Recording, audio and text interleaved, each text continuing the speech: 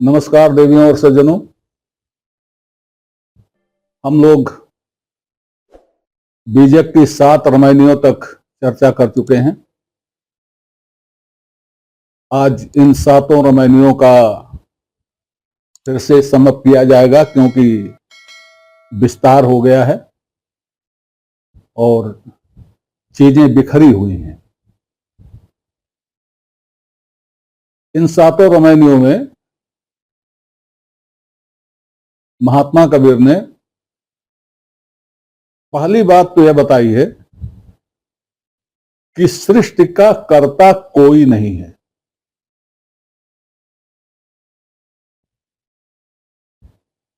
सृष्टि का आदि कोई नहीं है, सृष्टि का अंत कोई नहीं है। सृष्टि जैसी है वैसी ही अनादि है, और जब यह अनादि है तो इसका ना कोई कर्ता है, ना इसका कोई अंत करने वाला है।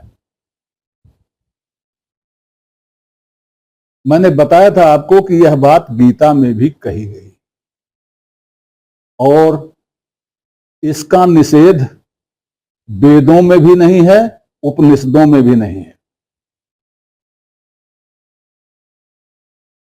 तो पहली चीज यह क्लियर हो जाना चाहिए कि सृष्टि का कर्ता कोई नहीं है, और सृष्टि में जो कुछ भी है उसका नामकरण करने वाला कोई बाहरी शक्ति नहीं है। ये आप देख रहे हैं, स्पष्ट है, आपके सामने है। और कबीर ने कहा,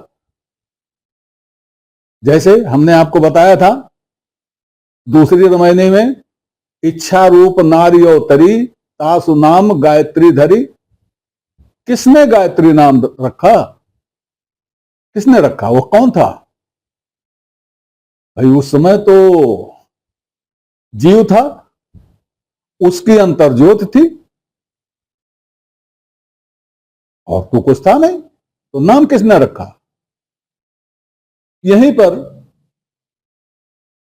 अपने बुद्धि पर, अपनी विवेक पर थोड़ा जोर दीजिए, सब चीज क्लियर हो जाएगी। तो पहली चीज तो यह है कि सृष्टि का कोई कर्ता नहीं, सृष्टि आदि से है, और यह सृष्टि स्वयंभू है। सृष्टि के 2 पार्ट हैं, चर और अचर, या जड़ और चेतन, जो भी जिस तरह से भी आप बांट लीजिए। यह शुरू से ही सृष्टि के साथ है, इनको किसी ने बना के यहां पेश नहीं किया है, स्वयंभू है। यह चेतन, यह प्रकृति जड़ चेतनमय है, और जड़ और चेतन दोनों तत्व स्वतंत्र तत्व हैं, दोनों मूल हैं, इनका कोई और मूल नहीं है। अब जितना पसारा आप देख रहे हैं, पसारा प्रसार, जितना लिखा पढ़ा सुना गाया जाने वाला आप देख रहे हैं, और स्पष्ट कर दूं, जो आप वेद देख रहे हैं, जो आप कुरान शरीफ देख रहे हैं, जो आप बाइबल देख रहे हैं, जो आप शरीयत देख रहे हैं, जो आप उपनिषद देख रहे हैं, अरण्यक देख रहे हैं, ब्राह्मण ग्रंथ देख रहे हैं, पुराण देख रहे हैं, दर्शन से संबंधित ग्रंथ देख रहे हैं, तमाम शास्त्र देख रहे हैं, आज जो लाइब्रेरी भरी हुई है किताबों से, ये जो देख रहे हैं, ये किसका किया धरा है? वो कोई भगवान करने नहीं आया था, और ना आसमान से गिराई गई हैं ये किताबें। यह सब जीव ने किया है, जीव ने किया है, उस जीव ने किया है जो करने लायक था। संसार में तमाम जीव हैं, उसमें करने लायक जीव कौन है? मनुष्य। सभी जीवों के पास अंतर ज्योति है और शब्द भी है, इच्छा भी है, लेकिन सीमित है। वह इस स्थिति में नहीं है कि वह प्रकट करके संग्रह कर सकें। मनुष्य ही एक ऐसा है जो प्रकट करके संग्रह कर सकता है। देखिए, शब्द और वाणी दोनों दो चीजें हैं। जानवरों के पास शब्द है, वाणी नहीं है। शब्द तो आवाज, आवाज हर एक चीज को कहते हैं। ऊपर से नीचे पत्थर गिरा, टक की आवाज हुई, यह भी शब्द है, लेकिन ये वाणी नहीं है। हर वाणी शब्द होती है, लेकिन हर शब्द वाणी नहीं होता। तो जानवरों के पास यह शक्ति नहीं है कि वह इकट्ठा कर सकें वाणी को। मनुष्य के पास यह शक्ति है। तो मनुष्य ने ही सब कल्पना की, मनुष्य ने ही सब नाम रखे। पहली और दूसरी रामायणी को ध्यान से देखिए। अंतर ज्योति है। दूसरी रामायणी में जीव ने अंतर ज्योति को प्रकाशित कर रखा है। ये जीव कहां था? जीव को आप अपने से अलग क्यों देखते हैं? वह जीव जिसने अंतर ज्योति प्रकाशित कर रखा था या कर रखा है, देखिए उसमें था कहीं नहीं है। रामायणी में अंतर ज्योति कीन्ह प्रकाशा,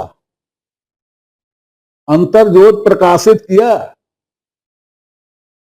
वो कोई अलग जीव नहीं था, वह जीव ही था। वह वही जीव था जो आज है, वह वही जीव था जो कल रहेगा। तो यह सब जीव ने प्रकाशित किया। अब अंतर ज्योति तो जीव की है, क्योंकि अंतर ज्योति जीव का स्वभाव है। मैंने पहले ही बताया था, पहले ही दिन बताया था कि जड़ और चेतन दो होते हैं। जड़ वह होता है जो अपने को नहीं जानता, वो किसी को नहीं जानता, और चेतन वह होता है जो अपने को भी जानता है और दूसरे को भी जानता है। तो अंतर ज्योति जो है वह जीव के साथ है, जीव के साथ ही आती और जाती है। क्यों?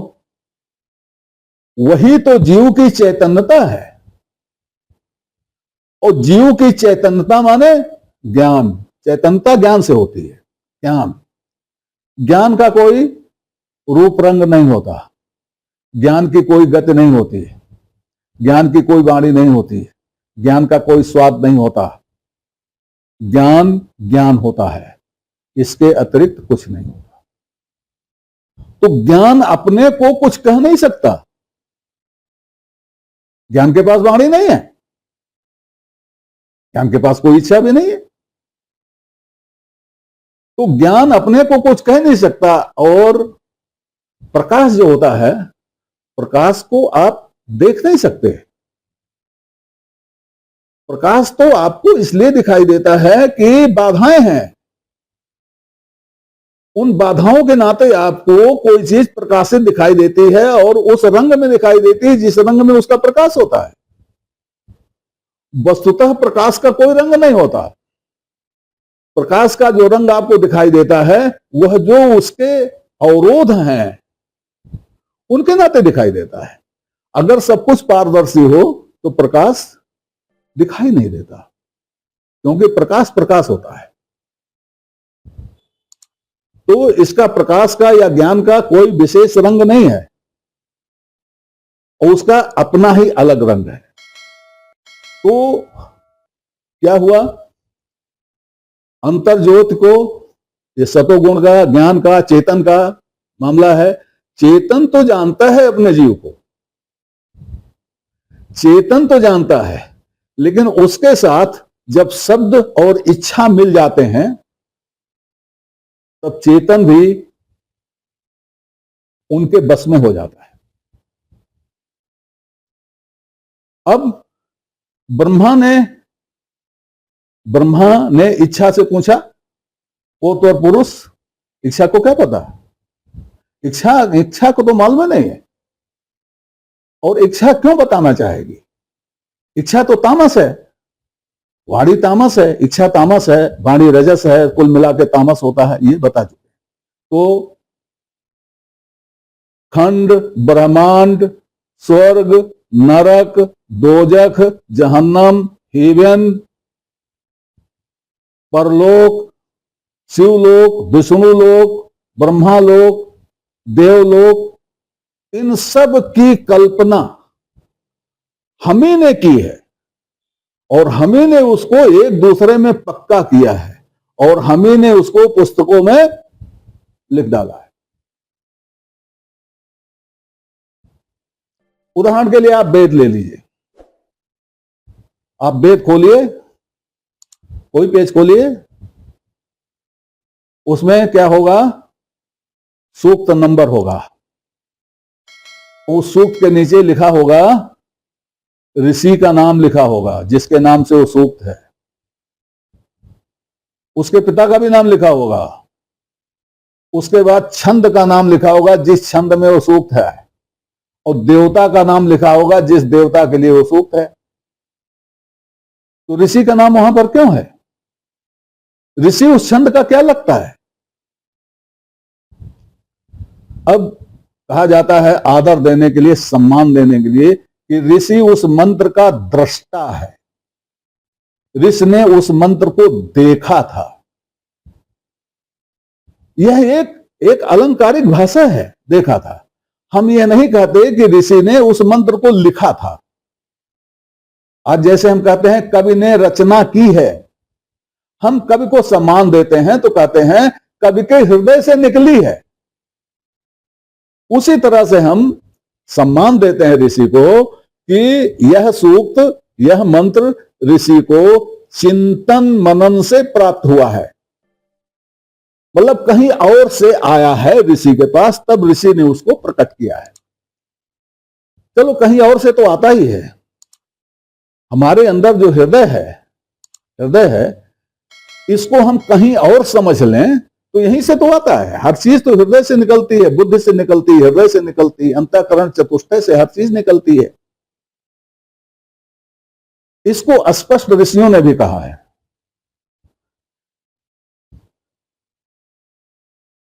ऋषि औचत कहते हैं यह जो सृष्टि हो रही है, रचना हो रही है, वह यहां तो नहीं होती, यह किस मध्य से होती है? यह मध्य क्या है? किस मध्य से होती है?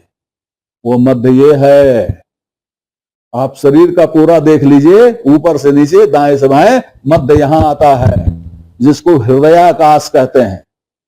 हृदयाकाश, तो हृदयाकाश वाले शून्य से सब निकला हुआ है। अब उसको हम चाहे प्रकट करना कह लें, चाहे रचना कह लें, वैसे हम लोग नॉर्मल ही कहते हैं, सामान्य रूप से कहते हैं कि कविता होती नहीं है, हो जाती है। वैसे ही और ऋषि, वेद में कई मंत्र ऐसे हैं जिसमें ऋषि कहता है अपने देवता का नाम लेकर के कि हमने तुम्हारे लिए वैसे ही मंत्र रचे हैं जैसे बढ़ई रथ का पहिया रचता है। क्या संदेह रह गया इसमें? अब ये अलग बात है कि बच्चे ने पढ़ाई करी 6-6 घंटे, फर्स्ट क्लास पास हो गया, अब आप कह रहे हो कि ईश्वर की कृपा थी। ईश्वर की कृपा तो थी ही कि वो पढ़ सका, लेकिन उसके पढ़ने को भी कुछ दीजिए ना, उसके पढ़ने की भी शाबाशी दीजिए भाई, खाली कृपा से नहीं हो गया है। कुछ इसी तरह की बात है। खैर, तो ये सब हमारी अपनी कल्पना है। जब आप कहीं जाते हैं, कोई सुंदर सी चीज देखते हैं, तो आपके मन में जिज्ञासा होती है कि ये किसकी है, ये किसने बनाया, ये कब बनाया। तो जो ऐसी चीजें हैं उनके बारे में तो रिकॉर्ड मिल जाता है, लिखा हुआ इतिहास मिल जाता है, तो आप उसको जो खोज करके पता लगा लेते हो। लेकिन ऐसी चीज जिसका कोई इतिहास नहीं है, जिसका कोई गवाह नहीं है, उसका पता आप कैसे लगाओगे? उसका पता तो आप अपनी बुद्धि का, हृदय का प्रयोग करके, विवेक का प्रयोग करके ही उसका पता लगाओगे। तो हमने प्रयोग किया और प्रयोग करके जो हमारी समझ में आया वो हमने सबका निर्धारित कर दिया हम ही ने।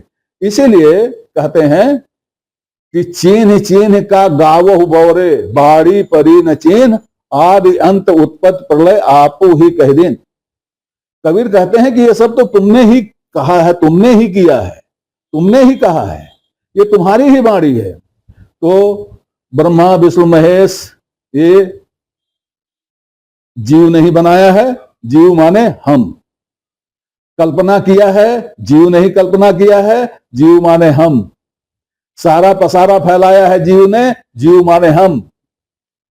तो एक तो सृष्टि का कोई करता नहीं है, सृष्टि का कोई विनाश करने वाला नहीं है, सृष्टि जैसी है वैसे ही चलती रहेगी। दूसरे सभी देवताओं का कल्पक हम स्वयं हैं। सभी शास्त्रों के, मंत्रों के, उपनिषदों के, अरण्यकों के, ग्रंथों के, सब के रचयिता हम जीव ही हैं। कोई कहीं से टपका नहीं है और न टपक सकता है। आज इतना ही, आगे अंक में और इस पर विचार किया जाएगा। तब तक के लिए नमस्कार। आपसे निवेदन है कि श्रृंखला को अपनी लाइक दें, इसको सब्सक्राइब करें और कमेंट बॉक्स में जाकर अपनी टिप्पणी प्रस्तुत करें, अपनी जिज्ञासा व्यक्त करें, अपने प्रश्न पूछें। यथा समय आपकी जिज्ञासाओं और प्रश्नों का समाधान करने का प्रयास किया जाएगा। धन्यवाद।